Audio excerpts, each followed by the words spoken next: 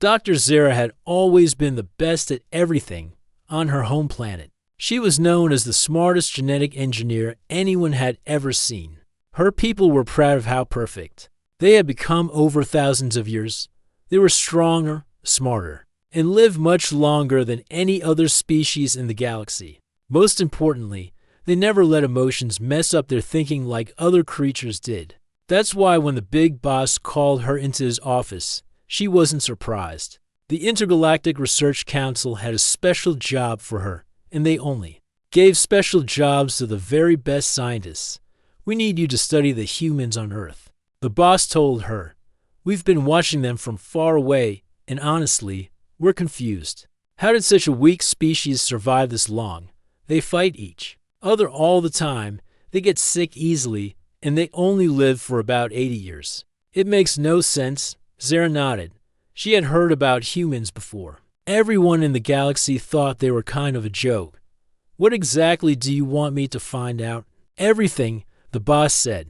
How their genetics work, why they make such bad decisions, and most importantly, prove once and for all that our way of living is better. This research will help us show other planets why they should follow our example, instead of ending up like humans. Zara felt excited. This was going to be easy. She had studied dozens of different species before, and humans sounded like the simplest case yet. 6 months on Earth. Write up a report about how messed up they were, then come home to get promoted. Perfect. The trip to Earth took 3 weeks. During that time, Zara studied everything she could about human society. She read about their wars, their diseases, their short lives, and their strange habit of making decisions based on feelings instead of logic. By the time her ship reached Earth's solar system, she was even more convinced that this assignment would be boring. Using advanced technology, Zara made herself look exactly like a human woman. She got fake papers saying she was a genetic scientist from another country and got a job at one of Earth's top research labs. The humans were so trusting. They never even questioned her background. Her first day at the lab was exactly what she expected. The humans working there were slow, disorganized, and seemed to waste a lot of time talking about things that had nothing to do with work. They took long breaks, told jokes during meetings, and actually seemed to care about each other's personal problems. Zara watched all of this with scientific interest. These humans were proving every theory her people had about inferior species. They were emotional, inefficient, and clearly not very smart compared to her kind. But then she met Dr. David Kim, the human who was supposed to work with her on various projects. David was different from what she expected. Yes, he was still clearly human with all their weaknesses, but there was something about the way he worked that caught her attention. While Zara approached every experiment with perfect logic and followed exact procedures, David seemed to just feel his way through problems. He would stare at data for hours, not calculating anything, just thinking. Sometimes he would suddenly change direction on an experiment because of what he called a gut feeling. This should have been completely wrong according to everything Zara knew about proper scientific method. Her people had learned long ago that emotions and instincts just got in the way of good research. But the weird thing was, David's strange approach actually worked. His experiments succeeded just as often as hers did, sometimes even more. How do you decide what to test next? Zara asked him one day, genuinely curious. David looked up from his microscope and smiled. I don't know, really. I just kind of feel when something might work. Like yesterday, when we were looking at those cell samples, something about the way they moved reminded me of my daughter playing in the backyard. It sounds crazy, but that made me think about growth patterns in a totally different way. Zara stared at him. He was making scientific decisions based on memories of a small human child playing. This was exactly the kind of emotional thinking that her people had evolved beyond. It was inefficient, unreliable, and completely unprofessional. So why did his results keep being so good over her first month at the lab? Zara started paying closer attention to how humans actually behaved instead of just assuming they were inferior. She watched David work late into the night on a project that wasn't even his responsibility. just because he thought it might help children with genetic diseases. She saw other researchers share their discoveries freely instead of keeping them secret. For personal gain, most confusing of all, she noticed that humans seemed to genuinely care about each other in ways that made no logical sense.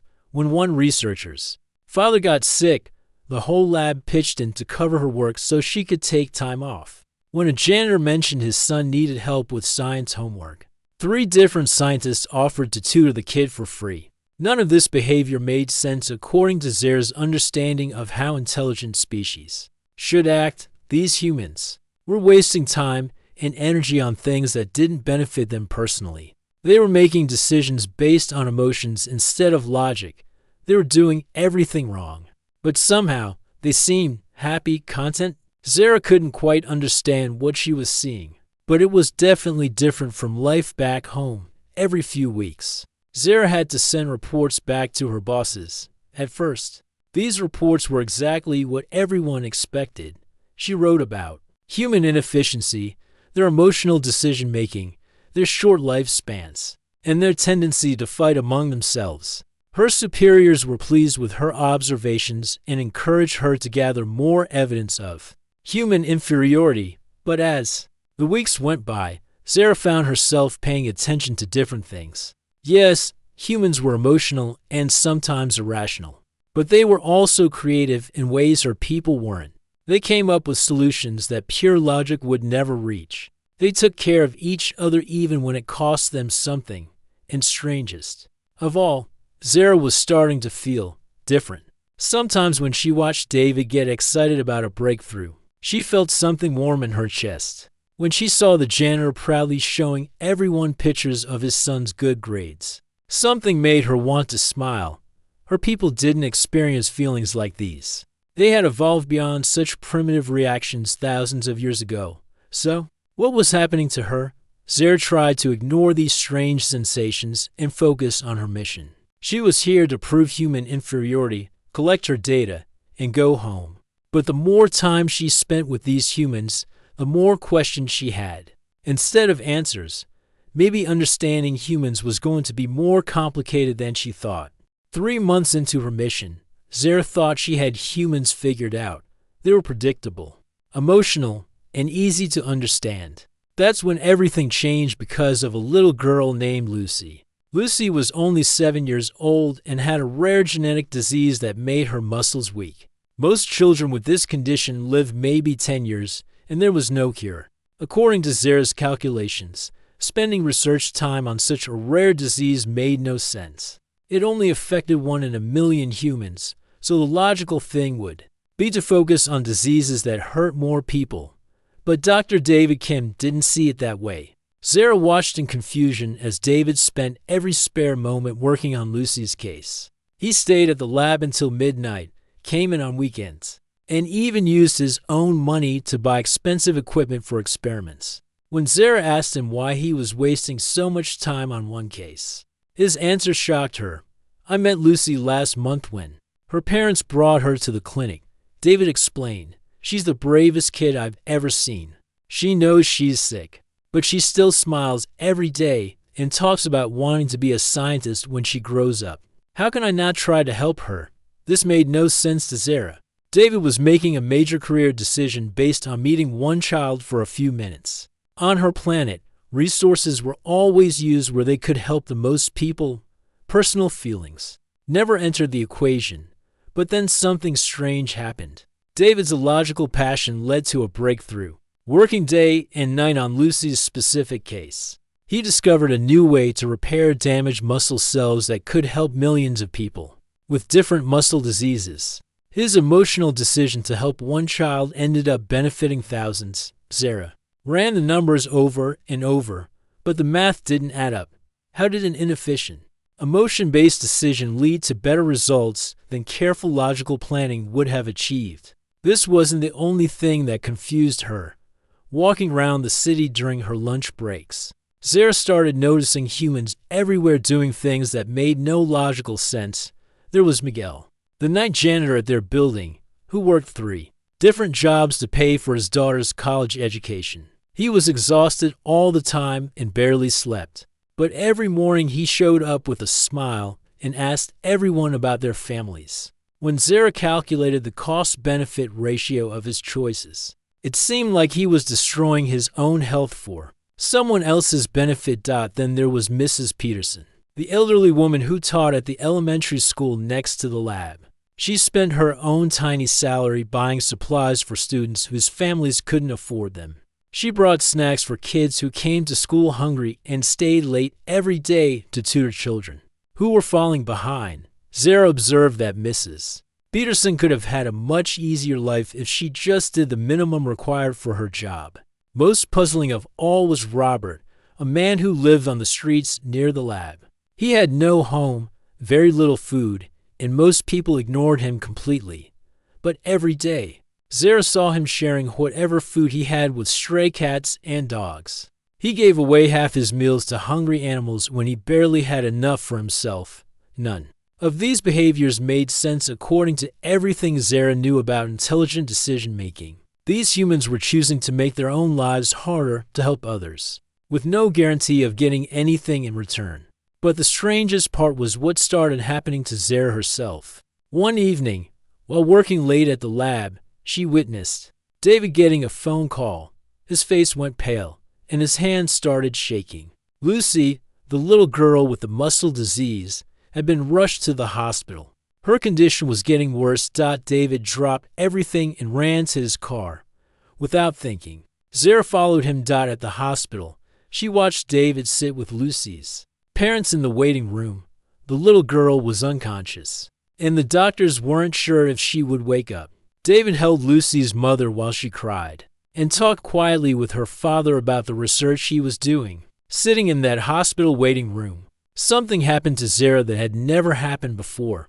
Her chest felt tight, her eyes started producing water, and her breathing became irregular. According to her medical training, these were symptoms of system malfunction. But all her scans showed she was perfectly healthy.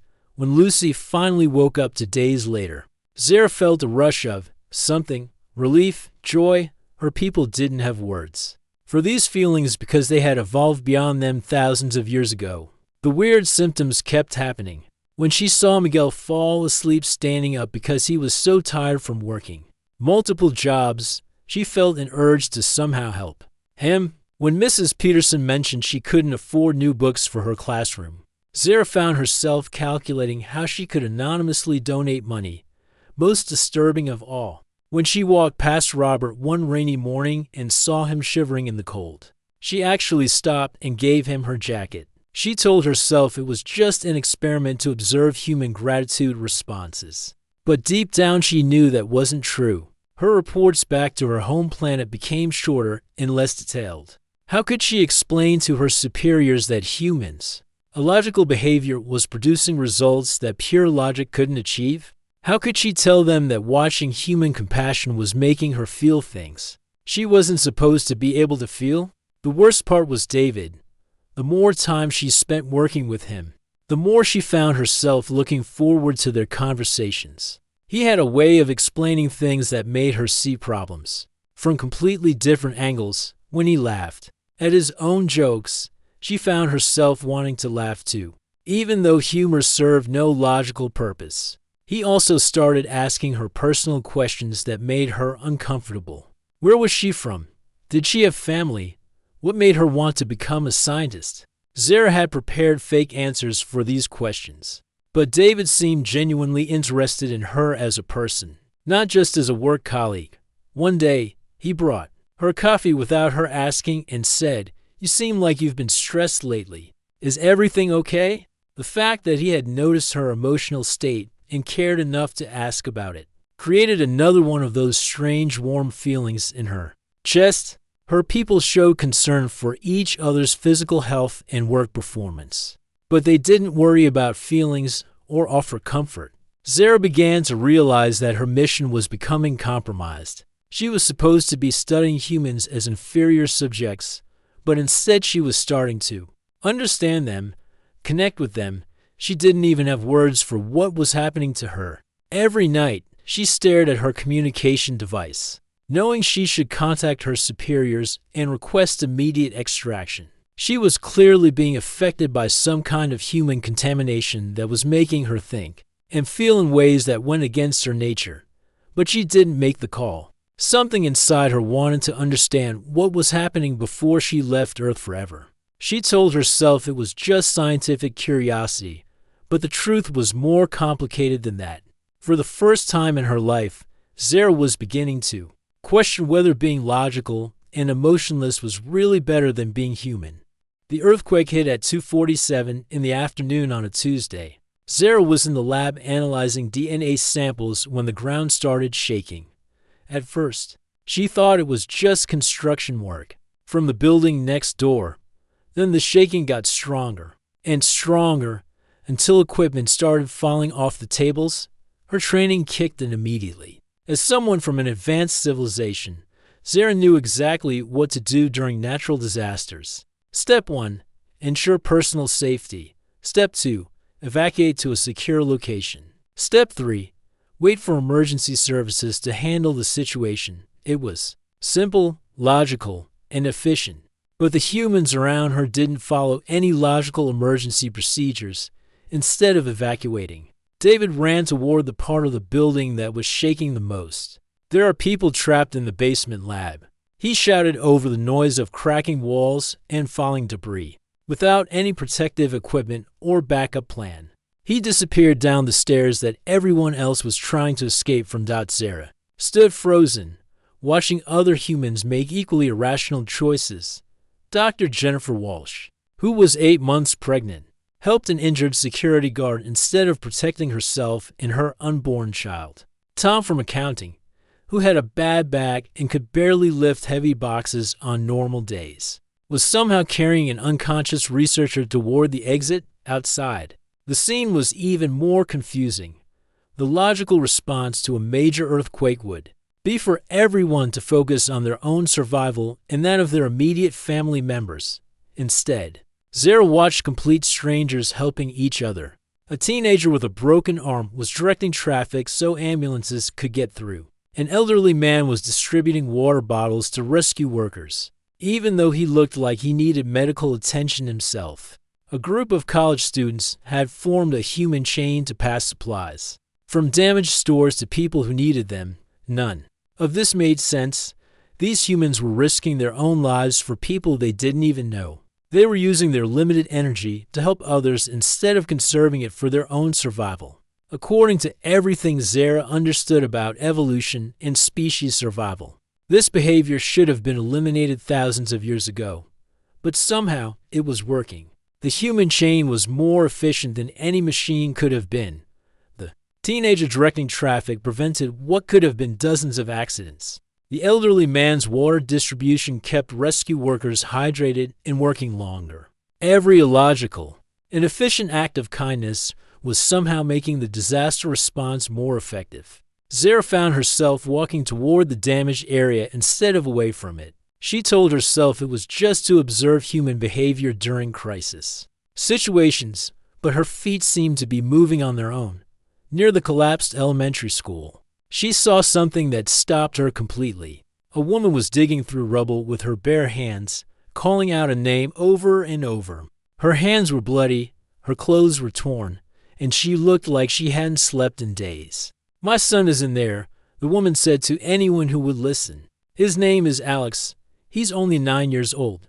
Please, someone help me find him." Watching this mother desperately search for her child, Zara felt something break inside her chest. Not physically break, but something deeper. For the first time in her life, water started coming from her eyes. Her people had eliminated the ability to cry centuries ago because it served no useful purpose. So Zara didn't even understand what was happening to her. The crying got worse when rescue workers gently tried to pull the mother away from the rubble. "Ma'am, this area is too dangerous. We have professional equipment coming that can search more safely. I don't care about safety." The woman screamed, "That's my baby in there." Something inside Zara's mind snapped. Without calculating risks or considering consequences, she found herself kneeling next to the mother and helping her dig. Her hands, designed for precise laboratory work, were soon bloody and torn just like the human woman's. "What's your son's favorite color?" Zara asked. Not knowing why. "Blue," the mother whispered. "He loves blue." He was wearing his blue superhero shirt today. For 3 hours, Zara dug through concrete and twisted metal alongside complete strangers. No one asked her name or where she came from. No one questioned why she was there. They just worked together, united by the shared goal of finding one little boy in a blue shirt.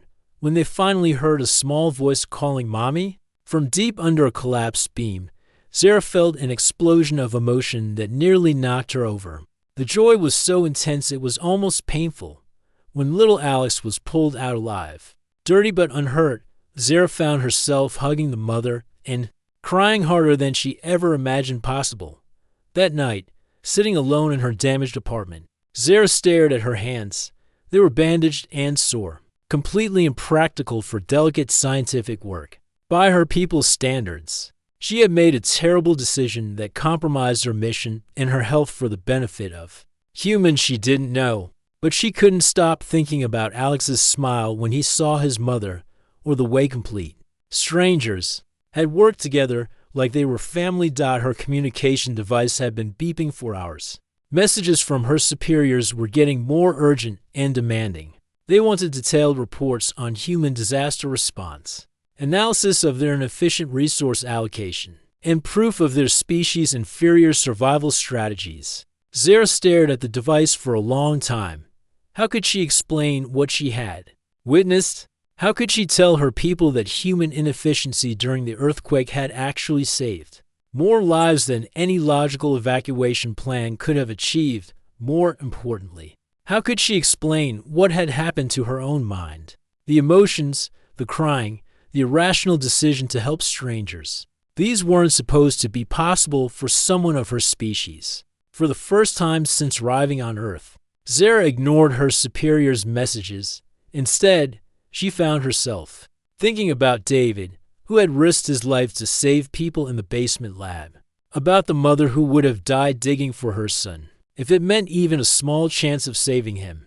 About all the humans who had chosen love and connection over logic and self-preservation. Maybe her people had evolved beyond emotions for good reasons. Feelings certainly made decision-making more complicated and less efficient.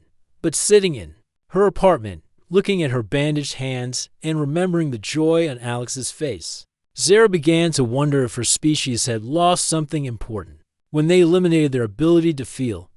The next morning, David found her at the temporary lab they had set up in an undamaged building. "I heard you helped with the rescue at the school," he said quietly. "That was really brave of you." "It wasn't brave," Zara replied, confused. "It didn't make any sense. I put myself in danger for people I don't know. It was completely illogical." David looked at her with an expression she was beginning to recognize.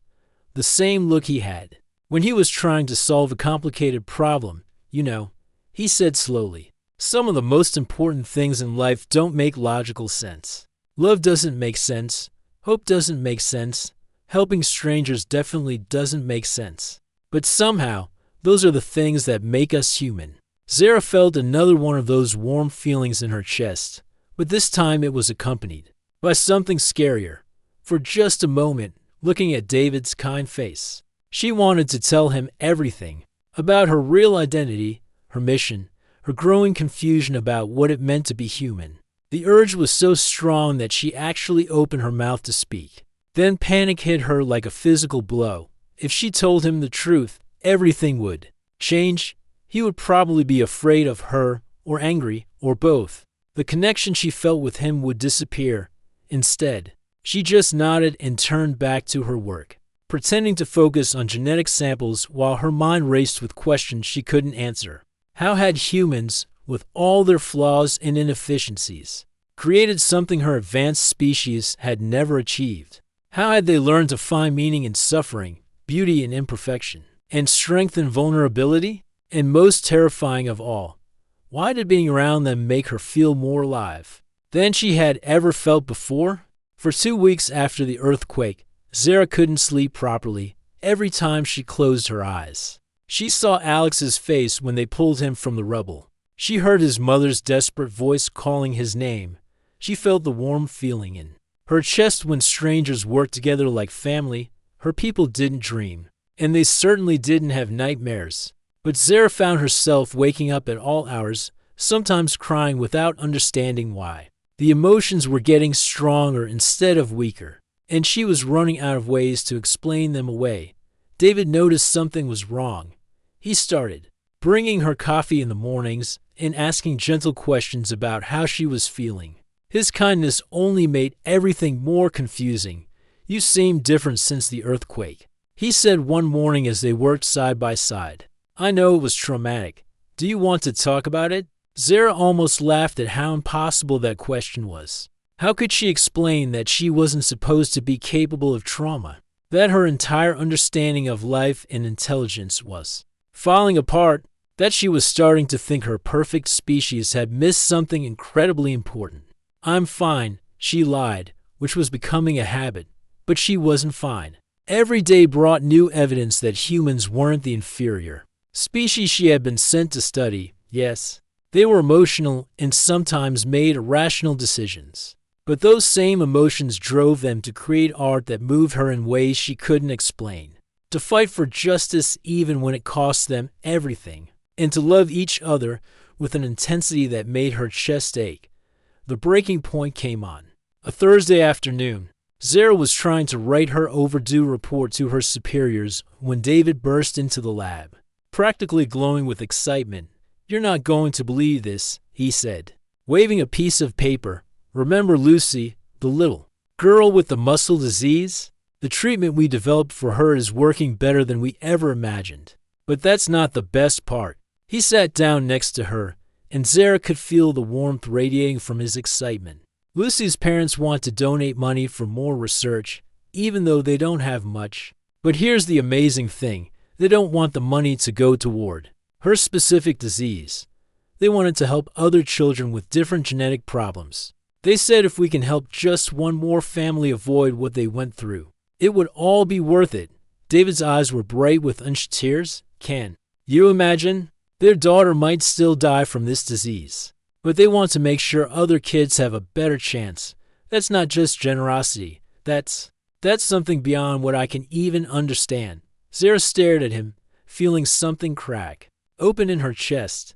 This was exactly what she was supposed to report as evidence of human stupidity. A family with limited resources giving away money instead of keeping it for their own child's care. It was the kind of rational, emotion-based decision her people had evolved beyond.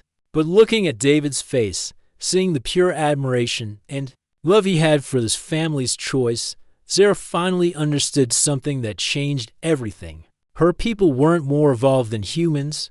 They were less evolved. Somewhere in their quest for perfection, her species had thrown away the very things that made life worth living.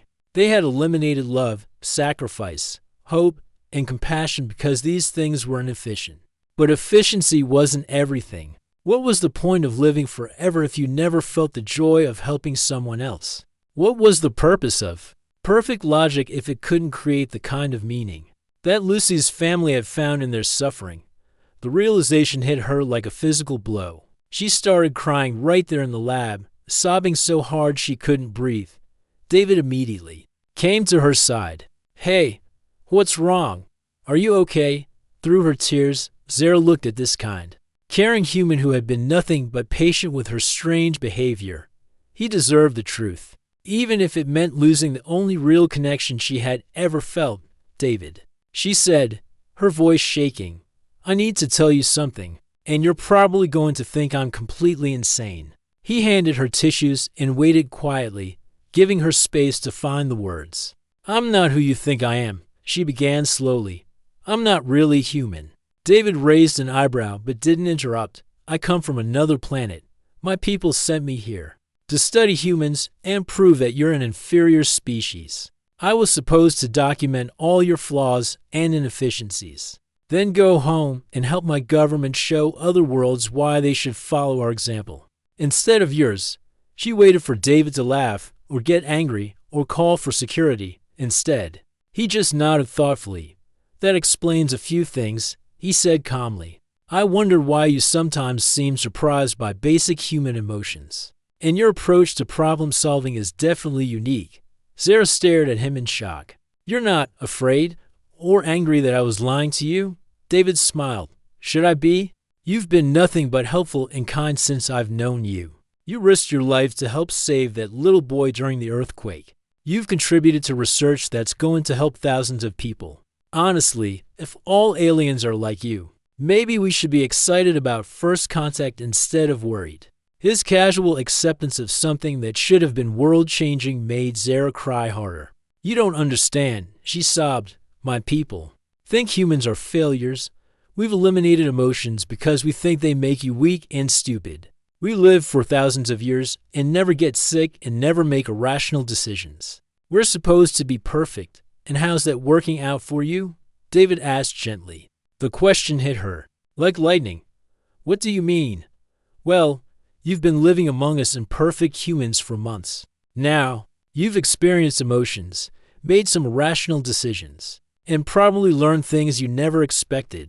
Are you happier now, or were you happier before?" Zara thought about her life back home, days that stretched endlessly with no real purpose or passion, work that was technically excellent but felt meaningless, relationships that were polite and functional but never deep or truly connecting. Then she thought about the past few months on Earth, the excitement of David's breakthroughs, the satisfaction of helping during the earthquake, the simple pleasure of sharing coffee and conversation with a friend. Even the pain and confusion had felt more real than anything she had experienced in her previous life. "I'm happier now," she whispered, "but that doesn't make sense. According to everything I was taught, emotions should make life worse, not better." David leaned back in his chair. "Maybe your people got it backward. Maybe emotions aren't bugs in the human system. Maybe they're features. Think about it. Would Lucy's parents have donated that money if they were perfectly logical beings? Would you have helped dig for Alex if you didn't feel compassion? Would we have become friends if neither of us was capable of caring about others?" Zara had never thought about it that way. What if her people's perfection was actually a kind of poverty? What if eliminating emotions meant eliminating the very things that gave life meaning? "My supervisors have been demanding reports," she said quietly. "They want me to prove that humans are inferior so they can use Earth as an example of what happens when species don't evolve properly. And what are you going to tell them?" Zara looked around the lab where she had spent the happiest months of her life. She thought about all the humans who had shown her kindness, all the acts of rational love and sacrifice she had witnessed, all the beauty she had discovered in imperfection. "I'm going to tell them the truth," she said finally, "that they sent me to study an inferior species. But I found something much more advanced than anything we've achieved. I found people who choose love over logic, who find meaning in struggle, and who create something beautiful out of their flaws." David smiled. "And what do you think they'll say to that?" Zara felt a chill run down her spine. She knew exactly what they would say. They would declare her contaminated beyond recovery and either force her to return for mental reconditioning or abandon her on Earth as a failed experiment. Either way, her old life was over. But looking at David's kind face and thinking about all the humans who had changed her forever, Zara realized she didn't want her old life back. For the first time since arriving on Earth, she was ready to choose her own path, whatever the consequences might be. The message came at 3 a.m. on a Friday morning. Zara's communication device lit up the dark room with an urgent red glow that meant only one thing. The High Council was coming for her. "Agent 07, your extended silence and missed reports have triggered emergency protocols. Extraction team departing immediately. Prepare for mandatory return and full psychological reconditioning. Mission classified as contamination event." Zara stared at the message, her heart pounding in a way that would have been impossible just months ago.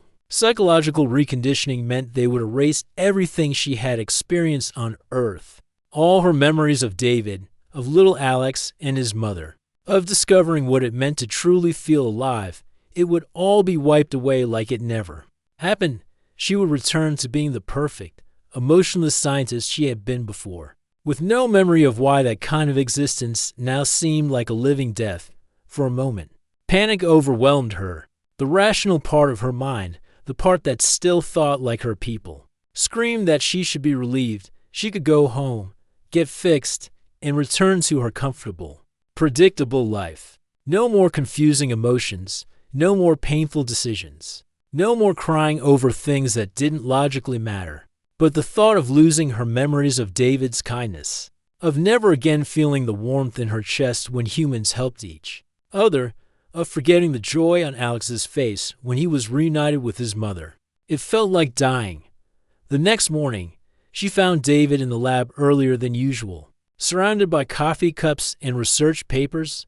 Couldn't sleep either? He asked, looking up from his work. Zara had planned to keep the news to herself, but seeing his concerned face, she found herself telling him everything about the extraction team, the reconditioning, what it would mean for her memories and personality. David listened quietly, his expression growing more serious with each detail. How long do we have? He asked when she finished. They'll be here by tonight. Their ships are much faster than the one I used to get here. David stood up and started pacing, the way he did when he was trying to solve a difficult problem. Okay, so we need a plan. Can you refuse to go with them? Zara shook her head. They have technology that can override my will. Once they're here, I won't have a choice. Then we make sure you do have a choice, David said firmly. What if you weren't here when they arrived? You mean hide?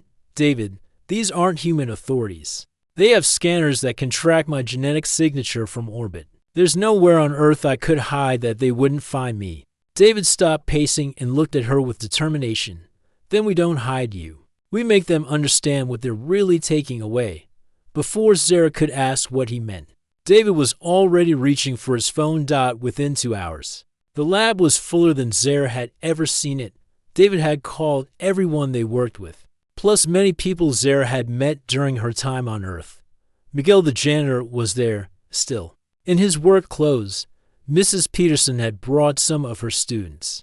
Even Alex's mother had come, bringing Alex himself. Now healthy and energetic thanks to David's research, I told everyone the basics. David explained quietly to Zara that you're not originally from Earth, that you came here for work, and that now your people want to force you to return and erase your memories of being here. You told them I'm an alien? Zara asked, amazed. I told them you're a friend, David corrected, and that you're in trouble. As the afternoon went on, Zara listened in wonder as these humans, these supposedly inferior beings, shared stories about how she had impacted their lives. Miguel talked about how she had anonymously paid for his daughter's textbooks. Mrs. Peterson mentioned the time Zara had volunteered to help with the school science fair. Alex's mother spoke about how Zara had helped save her son during the earthquake. I don't understand, Zara said to David. Why are they all here? What can they possibly do against an advanced alien species? Just wait, David said with a sad smile. You're about to learn something about humans that your people probably never considered. As the sun set, the sky above the city began to glow with an otherworldly light. 3 sleek ships descended from the clouds, their surfaces reflecting no light. Like holes cut out of reality itself, Zara felt her body begin to tingle. The early effects of the compliance field that would soon make it impossible for her to resist. Her people were activating their control technology. That's when something extraordinary happened. Every human in the room moved to surround Zara. They didn't have weapons or technology or any way to actually protect her from an advanced alien species, but they stood there anyway, forming a protective circle around their friend. We're not going to let them take her, David announced as the ships landed outside. The lab doors opened and 3 figures walked in, even wearing human-appearing disguises. Zara immediately recognized them as members of the High Council. Their movements were too precise, their expressions too controlled, their presence too perfectly calm. Agent 07, the lead figure, spoke, its voice carrying undertones that made the humans unconsciously step backward. You will accompany us for immediate extraction and reconditioning. She's not going anywhere, David said, stepping forward, despite the obvious fear on his face. The council member looked at David with the kind of mild curiosity someone might show an interesting insect. Human, Your species has no authority in this matter. Agent 07 is our property, and she is malfunctioning. She's not property, Alex's mother called out. She's a person, and she chose to help us. The concept of choice is irrelevant, another council member said.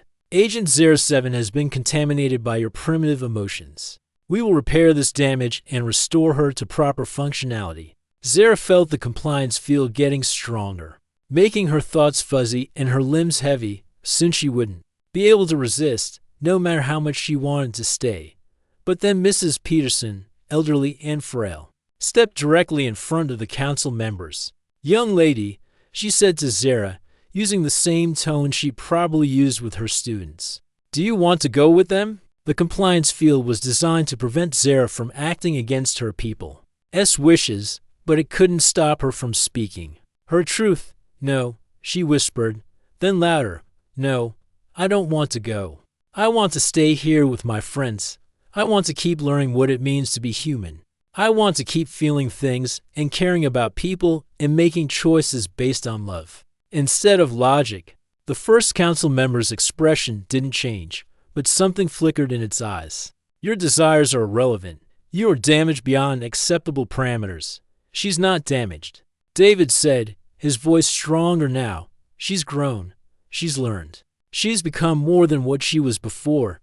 Miguel stepped forward. She helped my daughter get an education when she didn't have to.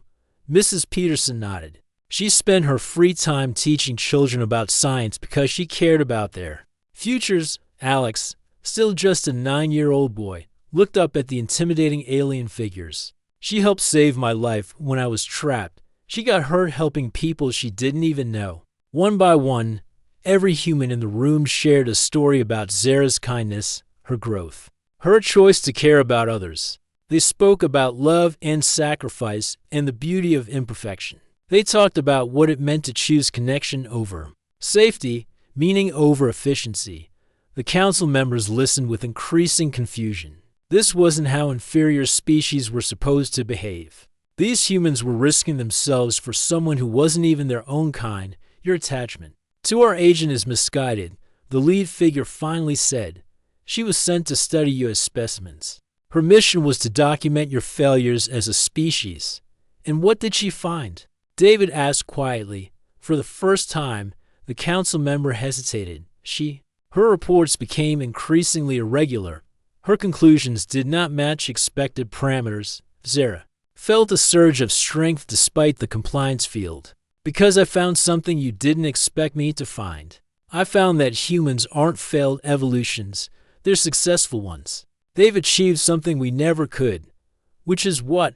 Another council member demanded.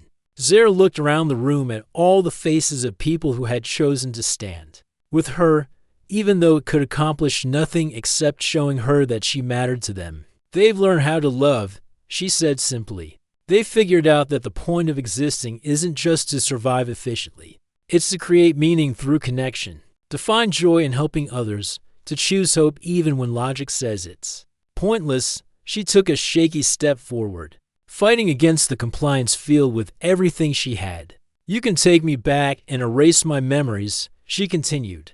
But that won't change what I've learned. We're not the advanced species here. We're the ones who got stuck.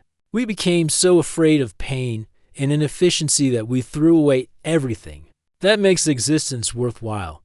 The room fell silent except for the humming of alien technology. The council members looked at each other, communicating in ways the humans couldn't perceive. Finally, the leader spoke. Agent 07, you are declaring yourself irredeemable? Zara thought about her sterile, emotionless life back home. Then she looked at David's kind face, at Alex's bright smile, at all the humans who had taught her what it meant to truly live. Yes, she said firmly. I choose to stay human. The council member nodded slowly.